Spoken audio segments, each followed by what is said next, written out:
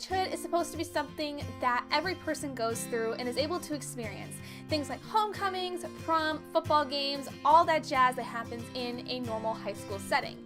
However, unfortunately for Madeline, that's not something she's able to do. For her entire life, ever since she was a young girl, she has been trapped inside her house with an autoimmune sickness that has left her unable to venture even outside of the doors of her own home.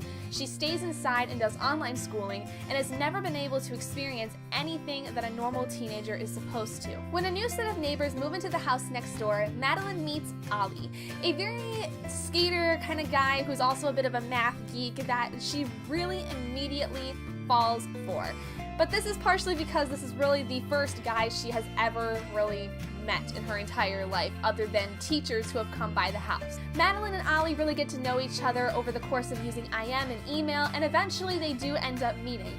And from there, their friendship and possible relationship blossoms into something that Madeline starts to become a little afraid of. In Nicola Yoon's novel, Everything Everything, we follow the story of Madeline and Ali as their friendship becomes stronger and stronger over the course of several months, even though Madeline is not even really able to see him very often. I know I am really on the late train here when it comes to this novel because it's already been made into a movie and everyone loves it, but I honestly had no time to figure out when I was going to be able to read this novel, but now that I have, I am so in love with it. You guys have no idea. From the very beginning of this story, it had me laughing, it had me rolling, it had me crying. Just all of these amazing feelings were happening over the course of this novel, and I couldn't be more happy to say that this is probably one of my more favorite YA contemporary novels that I have ever read. What I really liked about this novel the most was its overall structure, because it was not the typical structure that we will see in YA contemporary novels. This had a much more James Patterson feel to it, because if you've read James Patterson's work, many of his chapters are very short, usually anywhere between 2 to 5, 6 pages a chapter. This was very similar in that aspect because they were very short passages, but they honestly felt more kind of like very small scenes that you would see over the course of Madeline's story as she gets to know Ali and lives in the house and everything. And along with it, there were several points where there were messages between Ali and Madeline that were actually like shown, like they were actually like reading an IM kind of messaging system thing. I don't really know exactly how to explain it. Then there was also written charts of Madeline's health status, you know, like how many breaths she had per minute, how her temperature was, things of that nature, because not only was her mother a doctor, but her housemaid really had to take care of her most of the time while her mother was off to work.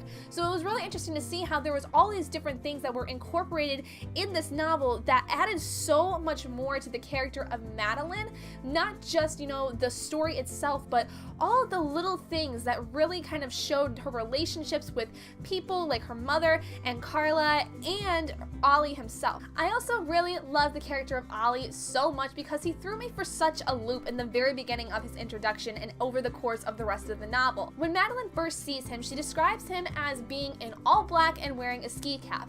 And normally for us YA readers, when we hear a character that has all black wardrobe and wears a ski cap, we immediately think, oh, he's a bad boy, he's gonna be our heartbreaker for the entire book. But that is completely not the case. Although Ali does dress in black and he does kind of have that bad boy-esque kind of look to him, he is so different from that. He's funny, he's a math geek, which totally throws off Madeline, and he's such a kind-hearted individual. He honestly, from the very minute he starts talking to Madeline, is so concerned about her and the fact that she's locked up in her house. He honestly thinks that she's grounded for life in her house and becomes really concerned, but then when she tells him that she has this sickness and is unable to leave the house, he immediately does a 180 and he can get very serious with her.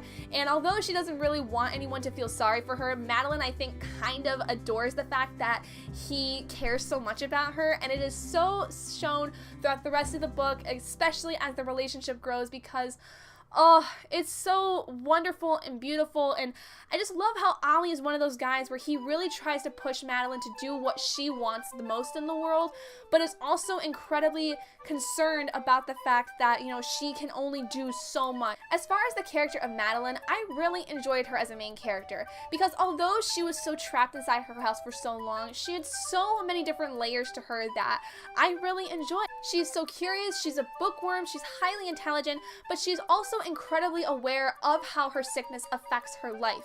And she picks up on all these little cues from her mom and how it affects her, and the fact that she's not able to give Madeline the life that she wanted to give her daughter.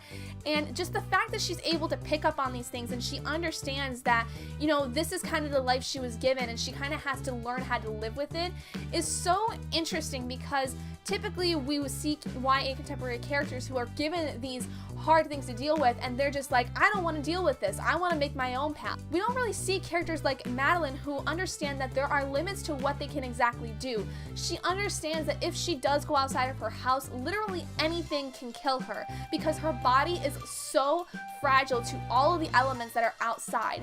Inside her house, there is everything that is regulated, the air is regulated, she doesn't have to worry about a change in temperature, which can cause any number of respiratory problems on her. She's just so incredibly aware and so incredibly selfless, to where she understands that she can't really do much, but still highly appreciates the people that surround her, like her mother and Carla, for what they do. But at the same time, she doesn't also have that non-selfish factor. She does want to be able to go out and do things that normal teenagers are supposed to do. She does want to be able to go out and be with Ollie as much as she possibly can, but she understands that if she does that, there are so many risks that are involved with it. Even talking to Ollie, she puts herself in a risky situation with having her heart broken, and it is the most heartbreaking thing to read, because you want her so badly as a reader to be able to do these things that she's not able to do, but you also understand that there is such a risk that comes with every single thing that she does, even just talking to Ollie. It's so incredibly heartbreaking just to read her thoughts and seeing her fight with herself about all these things that she wants to do, but she knows she most likely cannot do.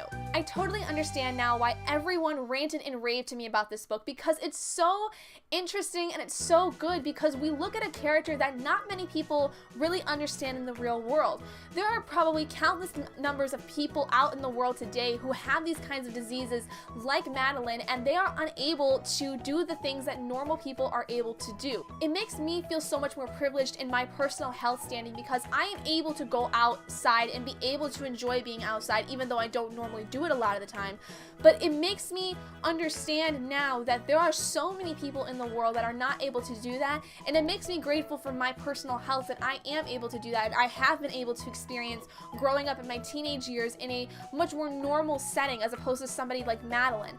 I didn't have to worry about going outside and having my lungs explode, or having to, stay indoors all the time and live almost through a glass panel. So overall, after this lengthy kind of review, I am giving Everything by Nicola Yoon a 5 out of 5 stars, because this book was just so captivating, and the way that it was written was very interesting. It kept my attention with the short passages and the little intermittent pieces that were very different from the rest of the dialogue and the rest of the thoughts that were going on with Madeline. The character of Ollie was so different, he was so interesting, and definitely kept my attention. And Madeline herself made me really understand that there are so many different kinds of people in the world that are dealing with this same problem that I had never known about. I have never had to deal with being trapped inside of a house for so many years, my entire life essentially. And so to read about a character who had to deal with that and had to learn about the risks that are involved with her being able to go outside was so heartbreaking to read. But anyway, that's going to be my review for Everything by Nicola Yoon. I really hope you guys enjoyed this review. I enjoyed the crap out of this book. It was such a thought-provoking story and very, very adorable. It's one of my new favorite contemporary YA novels for sure. But if you guys did enjoy this video, please do give it a big thumbs up. Also, make sure to go check out my blog for any more thoughts that I may have had on this book that I didn't mention, because I will always be leaving a blog link down below for you guys to go check out. Basically, I just post my top 5 Wednesdays right now and my reviews on there, just to give you guys some more kind of in-depth thoughts, because I feel that in my videos I talk a good amount, but I don't always express all of the thoughts that I have about these books that I talk about. So my blog is usually a really good way for you guys to get all of the thoughts that I have. And if you're not already and you'd like to be, hit that button down below and subscribe to become an owlet in our flock.